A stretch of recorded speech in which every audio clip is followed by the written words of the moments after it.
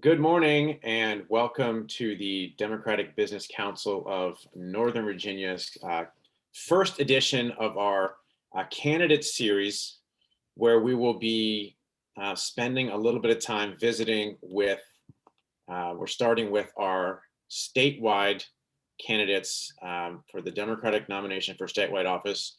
And today I'm very pleased to be hosting Norfolk City Councilwoman Andria McClellan for a session to talk about her bid for the Democratic nomination for Lieutenant Governor. First of all, let me just do a couple of administrative things. Our webinar today will be approximately half an hour, which is what we've decided to do for the LG and AG candidates. We have 5 questions I need to get through that are going to be more or less standardized across all the candidates.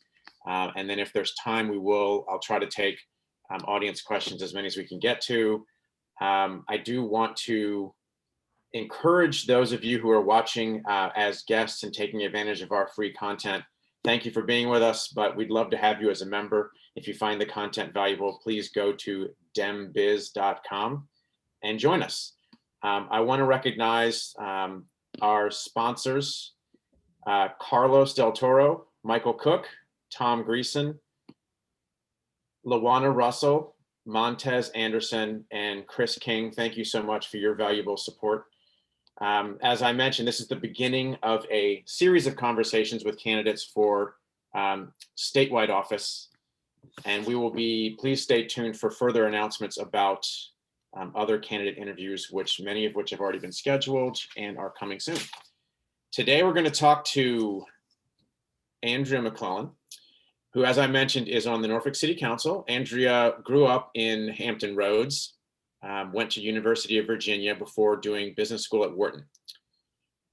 She is currently a member of the Transportation District Commission of Hampton Roads. She has co-chaired the Mayor's Commission on Climate Change Mitigation and Adaptation. She is currently a board member of our sister organization, the Democratic Business Alliance of Southampton Roads. So she's very familiar with this type of organization and operation. In 2016, she was named a member of the New Deal Leaders, a national organization of pro-growth, progressive state and local elected officials. And she has received gubernatorial appointments to serve on the Virginia Small Business Advisory Board, the Virginia Family and Children Trust, and the Chesapeake Bay Advisory Committee. Enough from me. Let's get into our conversation with Councilwoman Andria McClellan. So thank you very much for being with us today. Let's start with the first question, which is simply, why are you running for Lieutenant Governor? Thanks, Glenn. I appreciate the opportunity to be here with all of you. I think the last time I met with your group was when I came up to see our mutual friend, Mayor Pete, now Secretary Pete, about a year and a half ago, whom I know through the New Deal Leaders, as a matter of fact. We served there for 4 years together. Glenn, why am I running? Well, let me tell you a little bit about my background, which gives me sort of the foundation and the motivation for doing what I do. As you mentioned, I grew up in Hampton Roads. My family moved to Virginia Beach when I was about 7. Unfortunately, a few years later, my dad left. And my mom, who was one of 8 kids, she'd never gone to college and she'd never worked outside of the home, had to go back to Tidewater Community College to take a couple of classes to find a career, to find a job. And she became a technical illustrator. She also worked at the local department store in the evenings and on the weekends. But for me, one of the reasons I'm running is workforce development. And because of the experience that I had with my mom and the importance I know of community college and workforce education, now more than ever. Also, during that time, school became my refuge. I was a latchkey kid of the 80s. I didn't really want to come home because there was nobody there. So fortunately, I had amazing teachers and got really involved with my school. I was a thespian and Latin club and honor society and student council president, and graduated in a class of 850 kids from Green Run High School. Voted most likely to succeed, so very proud of that. But that was an incredibly diverse student body, and people of all backgrounds, and really provided a foundation for me in terms of diversity and appreciation for that. And then went on to the University of Virginia. As you mentioned, I have a degree in Asian studies and economics. I studied Japanese as well as business and history, and went on to go work for 2 Fortune 500 companies in industrial sales and marketing, selling plastics of all things. I'm now the anti-plastic person. But that industrial sales and marketing perspective was really working with my customers to understand their problems and try and solve their needs. And that's what we do as elected officials now. And so that also colors who I am. And going forward, trying to understand what the issues are for the Commonwealth, trying to figure out what and how we can bring resources to bear to address issues like broadband access, which I think is one of the number one issues that we are facing that we need to tackle. Issues like climate change mitigation and flooding statewide, focusing on our small business and making sure that they have capital as well as workforce development that we talked about. As you mentioned, I left corporate America and ran 2 small startup companies, and actually one not far from many of you on Queen Street in Alexandria in 1999. I ran a .com called Civic Zone, and we were focused on local public sector communication tools. We had $1 million in angel funding, and it was great. I had up to 22 employees at our height, and we were talking to venture capital companies all over the country. Unfortunately, in 2000, the tech bubble burst, and I had to lay off all 22 employees and declare corporate bankruptcy and come back with my tail tucked between my legs. And that experience has really guided me now to help other small businesses not repeat what I went through. And 20 years later, Glenn, as we look at our economy and all these small businesses who are struggling to survive, some of them have not been successful. I think we need somebody at the state level who has an understanding and appreciation for what that experience is, and will focus and highlight the need for more resources for small business, because it's really the foundation for the economy of Virginia. So for me, I think the 30 years of experience that I bring to bear in the private and the public sector allows me to hit the ground running with know-how, network, and knowledge to really help Virginia guide its way and recover from the COVID pandemic. Thank you. As you know better than anyone, there are, I think it's as of today, about 8 candidates seeking the Democratic nomination for lieutenant governor in this cycle. Talk to us about why you think you would be the best general election candidate among that field of Democrats running. Sure. Yeah, there are 8. It's quite a crowded field, and that will be decided on June 8th in the primary, although early voting will start on April 24th. So we're in a bit of a sprint right now, that's for sure. I mentioned my business experience. I think that ability to build coalitions and get things done. I talk not only about what I want to do, but I can talk about what I have done as it relates to broadband, for example. I helped to stand up a regional broadband ring in Hampton Roads. I'm vice chair of that authority, and we're connecting, we're 5 cities are putting infrastructure dollars into a project together, which, by the way, is not done very, very frequently, at least not in our region, to create a ring that will increase competition, lower prices for internet, and create higher speed. So excited about that. The work that I've done as it relates to offshore wind and encouraging the development of offshore wind. And now we're looking at potentially up to 5,000 new jobs coming to the area as a supply chain opportunity for offshore wind. As it relates to flood mitigation, I chair our Coastal Resilience Committee. There, I serve on the American Flood Coalition Board, and I'm excited about some of the legislation that's being proposed now to address flooding statewide there as well. You mentioned, and I haven't really gone into the fact that I serve on the City Council in Norfolk. I was elected in 2016 after having I ran against a 16-year incumbent, and at the time was told, "Oh, there's no way you'll win. This isn't how it's done. You won't raise enough money, and quite honestly, you just need to wait your turn, Andria." And I ran anyway, and I beat him in 19 of 23 precincts. So I'm very proud of that. Now I serve 125,000 Virginians. To put that in context, a delegate serves 80,000 and a state senator serves 200,000. So sort of somewhere in the middle there. That local level experience, though, that on the ground 24/7, talking to your neighbor at the grocery store or a friend at church, I think is really important at the statewide level. And let me tell you why. Vaccine distribution. It's not going well in Hampton Roads. It's not going well in most of Virginia. And I think one of the reasons is that we have lost that connection between the state and what's happening at the Virginia Department of Health and the locality level. I serve as the chair of the Hampton Roads Planning District Commission, which incorporates the 17 municipalities of Hampton Roads. And we have been working on how to address this. We wrote a letter to the governor and the Secretary of Health last week, basically identifying ways where we could work better together and help the state with this distribution effort. That ability to understand and translate what happens in Richmond to Main Street and City Hall, I think is really important, and another area that really differentiates me. Great. Let's talk a little bit about business and the economy and workers. Virginia is consistently ranked at the top of the country for business, but unfortunately at the bottom of the country for workers.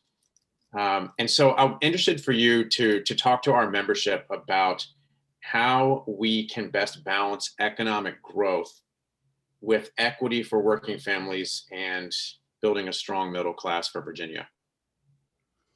I think that is so core to the future of the Virginia economy for sure.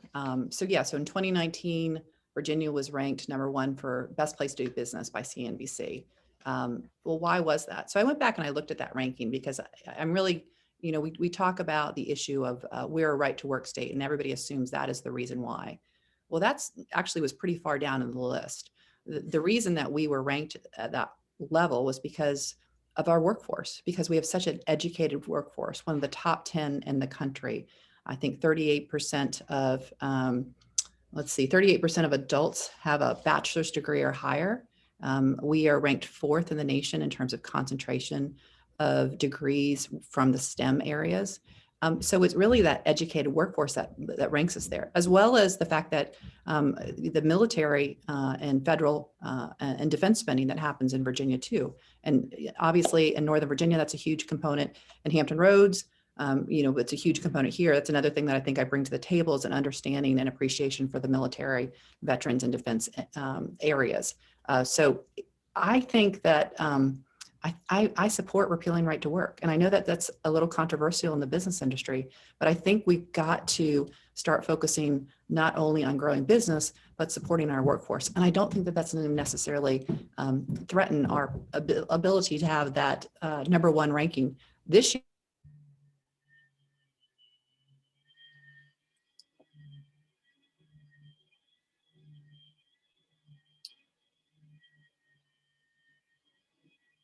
Andrea, I've lost your audio for a moment, so if you're still talking, give it a second to catch up. I'm not sure if this is a problem with my setup or, okay, we're gonna have to get Andrea reconnected. So just give me a moment here. We'll get her to dial back in. Stay with us just for a moment. We're just having a technical difficulty, and we'll get right back with you.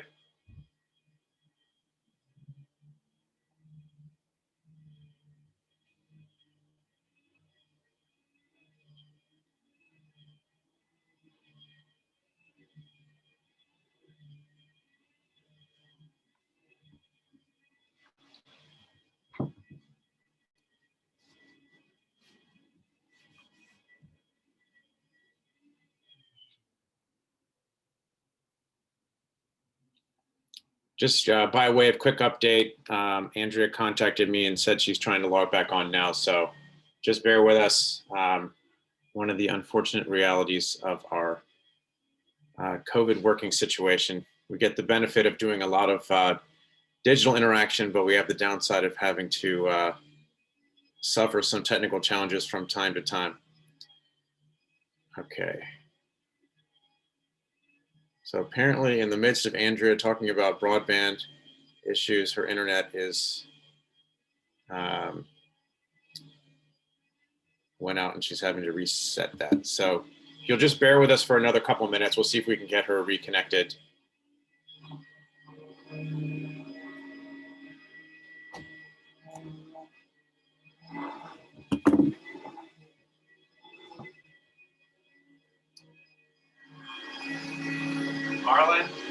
Marlon, I'm on a call, so you can leave this part for no vacuuming up here anymore. Thank you.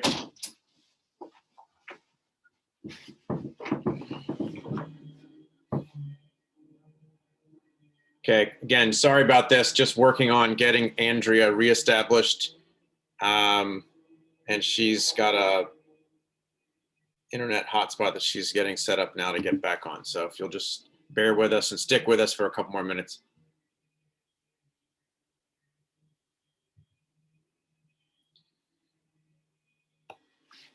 So I appreciate you all being with us today.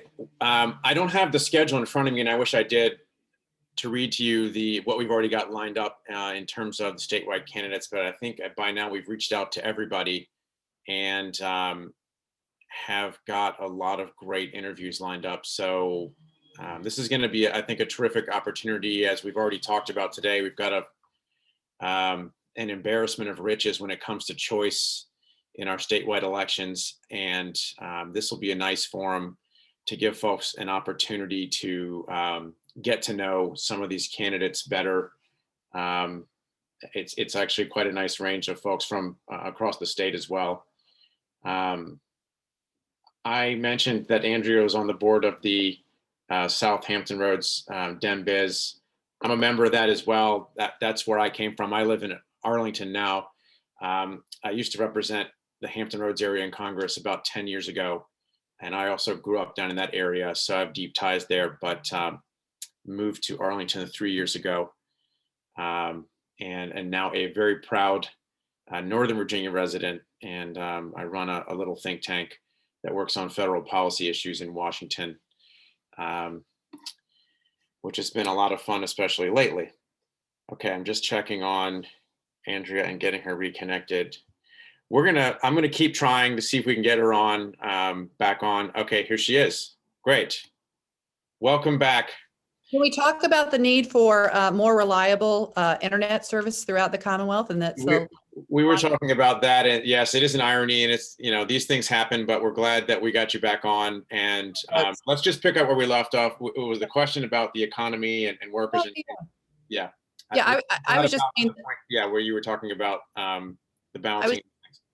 I was making the point that in 2020, the state that was ranked #1 for business in the country is Massachusetts. And Massachusetts doesn't have a right to work policy. So you can have both.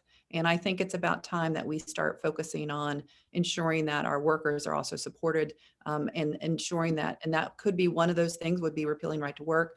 Of course, ensuring that they've got they're paid appropriately, that they have the right benefits, et cetera. I think that's going to be a really key component to Virginia moving forward.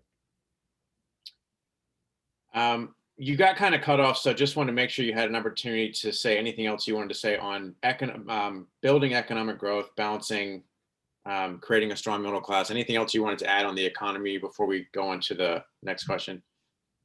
I mean, again, I would say for our future economic growth, we've got to have ubiquitous broadband.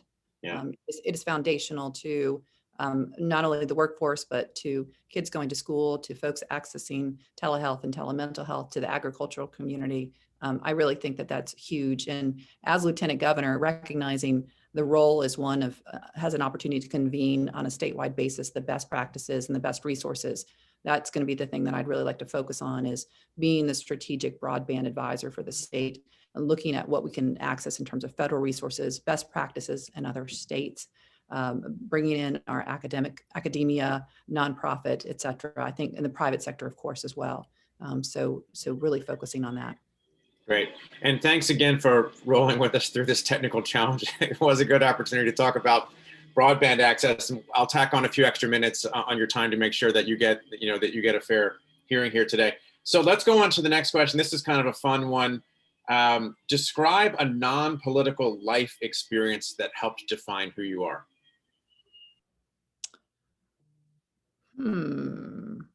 That is a great question. I've talked a little bit about my childhood. I've talked about my business experiences. I would say, honestly, being a mom of 3 definitely shapes who I am. So I now have 3 boys who are 16, 19, and 22, and balancing all of their different learning styles, all of their different needs, all of the different sports and extracurricular. You learn to multitask, and you learn to sort of work in a world of chaos. So situations like the internet going off, no big deal. This is what we do all the time. So I think that ability and that sense of balance and having to bring that sort of working through chaos definitely influences who I am as a person, as an elected official, and as a leader. Thank you. I'm sure all of us who have children, particularly multiple children, will relate to the challenges and relate to how that shapes you. So I appreciate that. Okay, so the last standard question I have before we see if we can get in some audience questions is, what will be your number one priority if elected to this office? And maybe I can throw in, if you can talk a little bit about things that might affect the business community, since that's our membership. I think that would be great. But what is sort of the top of your list if you're elected to be lieutenant governor? So let's first start with what a lieutenant governor does. The role is essentially like a vice president, right? We've talked a lot about that in 2020. It is the wingman to whomever the governor is. It is the person who presides over the Senate, breaks ties in the Senate. So that's very important to understand where each candidate, what their perspective is on legislative issues. But it's truly not a legislative position. It is a position that, as to the point that I mentioned earlier, can convene people, can act as a statewide influencer. Broadband is going to be number one. I just think it's such a huge issue as well. Also making sure that we have access to capital for small business, and focusing on the innovation and the technology community. That has been my background. As mentioned before, I served in the Hampton Roads Tech Council for 4 years. I'm very focused on increasing and ensuring that we have more innovation and an ecosystem that allows that and promotes that in Virginia. Focusing on the environment. The Virginia Clean Economy Act that was passed last year was a great move in the right direction, and continuing to ensure that we electrify our vehicles and that we do a better job with regards to energy efficiency, and we have more opportunities for clean, renewable energy, as well as the green jobs that go with that. I don't think that protecting the environment and improving the environment has to be a job killer. I think it's a job creator. So really focusing and leaning in on that. And the last piece of the puzzle that I'd like to focus on is I want to be the CEO of Virginia. And when I don't mean chief executive officer, I mean the chief engagement officer. I think there's a lot of opportunity with the human capital that exists throughout the Commonwealth and every little pocket of who we are as a state, of people who really want to help. And sometimes we don't do a great job of connecting the dots between those who want to help and those who need the help. The vaccination effort for right now is a great case in point. Our local public health districts are so under-resourced. They don't have enough people to answer the phones, to register people, to help staff the clinics and vaccinators. Yet we have a lot of people who want to help there. And I think having the experience that I've had with an event I hold annually called Engage Norfolk, we have over 1,000 people show up every year, and our theme is turn your passion into action. I want to scale that. And I want to ensure that whether it's the business community who wants to help in the schools, or it's just individuals who want to help clean up our parks, that we are known as a state and we're branded as a state, the Commonwealth that cares. And why is that important for the business community? We're all trying to attract the best and the brightest workers. And millennials and Gen Z want to live in communities where they can make a difference. And so to have that brand and that quality of life, I think is going to be very important to help attracting the best and the brightest workers.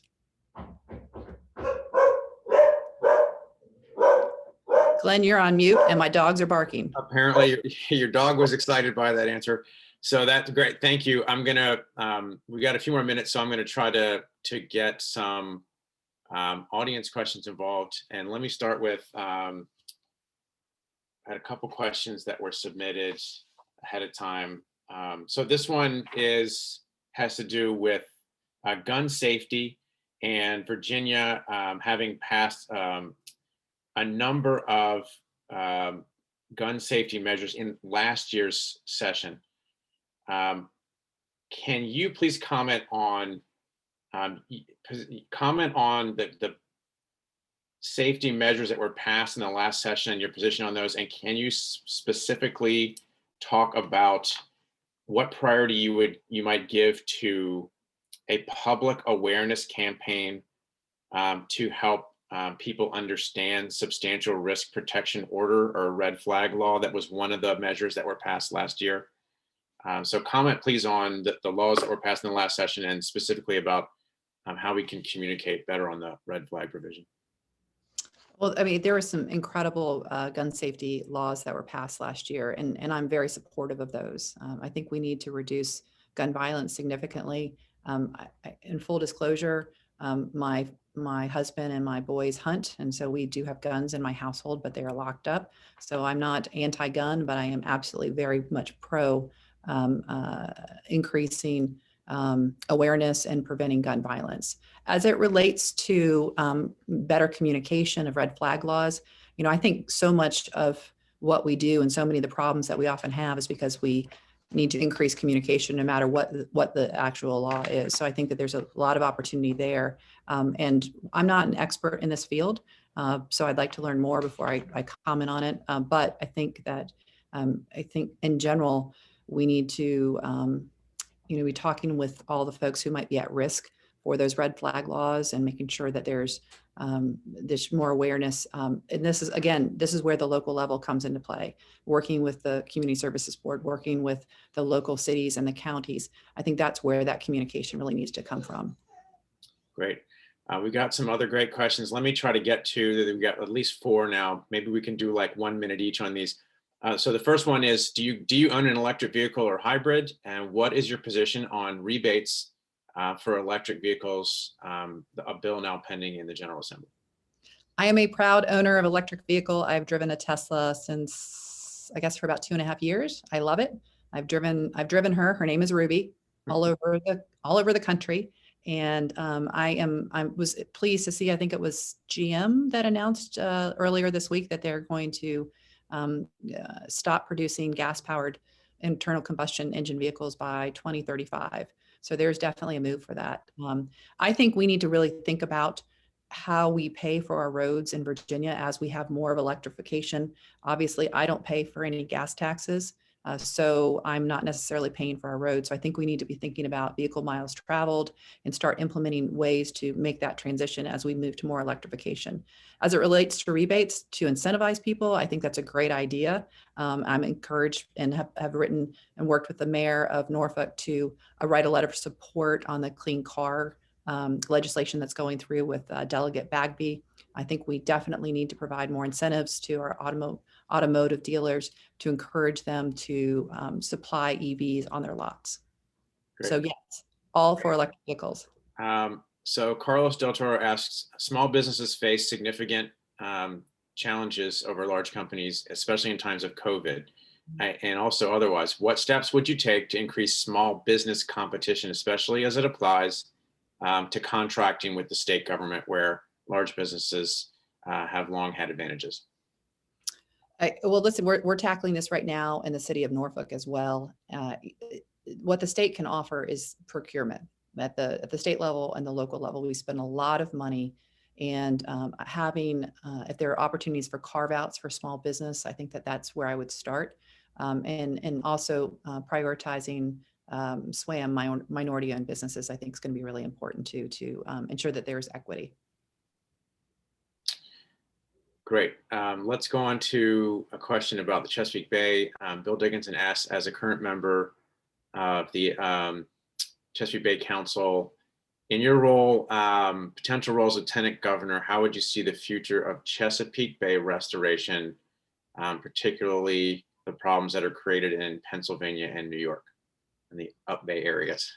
Yeah, so the Chesapeake Bay program consists of the 6 states and District of Columbia from the estuaries of the Chesapeake Bay. I'm on the Local Government Advisory Commission. I've been on that role for about 3.5 years. I'm vice chair of the Virginia delegation currently. And we work with New York and Pennsylvania. And unfortunately, what happens there goes right and filters right down to us here in Virginia.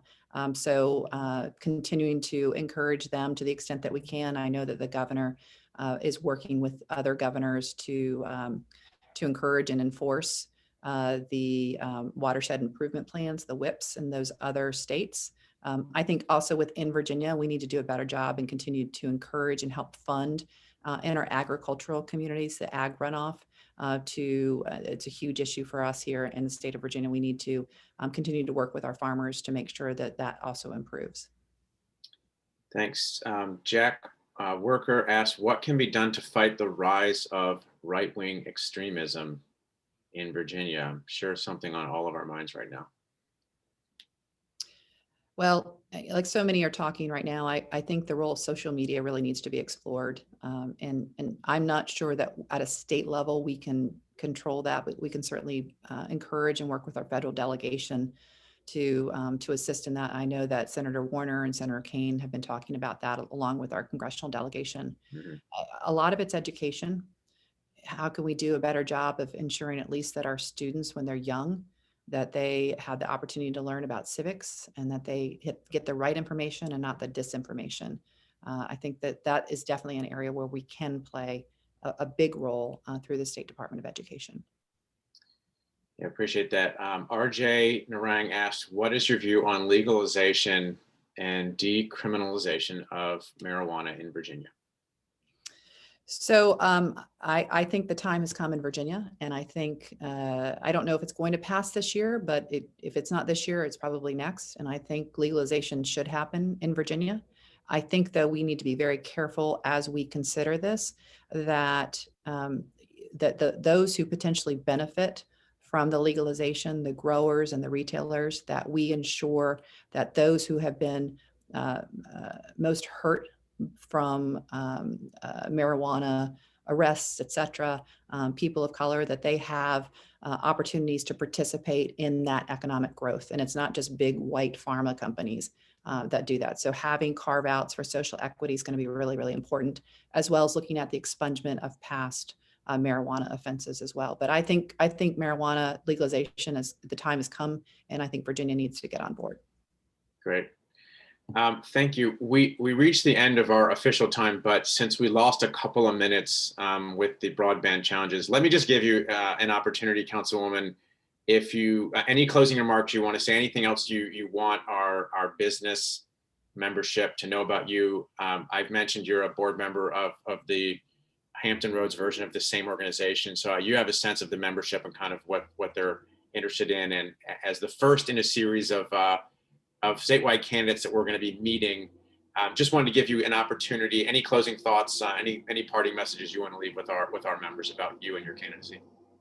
Thanks, Glenn. What I'd say is, I know that the role of business is a very important one in our economy. And so oftentimes the Republicans co-opt the message that they are the only ones who are good for business. And I think that that's that we need, as an organization, your organization, what we're doing in Southampton Roads, what I'll do as Lieutenant Governor, is to continue to focus the fact that we can do right by business and right by workers and right by our economy. And we don't want to leave business behind. They need to be sitting at the table. They need to be a part of the solution going forward. And as a candidate who has extensive business background, that is a perspective that I bring as Lieutenant Governor. And I think I really look forward to the opportunity to talking with more of your membership. Folks can learn more about me at andriaforvirginia.com.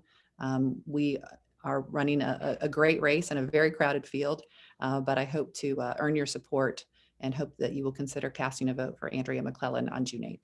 Thanks, Glenn. Well, thank you, Councilwoman McClellan, for sharing your time with us and letting our membership get to know you a little bit today. Of course, we would prefer to have been able to see all the candidates at our events in person and be able to spend time getting to know folks individually. We're all praying, of course, that maybe later this year we'll have an opportunity to do more of that. In the meantime, we'll work with the tools we have, and having an electronic opportunity to have you join us from Hampton Roads, it has been great. I wanted to remind the audience we have Jennifer Carroll Foy apparently is now scheduled for February 11th. The gubernatorial candidates are going to be on for the full hour. I thought we got a lot into the half hour today. Looking forward to seeing you on the campaign trail. Councilwoman McClellan, thank you for your time, and good luck to you. Thank you. And to our participants, thanks for joining us. Thanks for bearing with us through a little bit of a technical hitch. And we'll see you at the next edition. Take care. Bye-bye.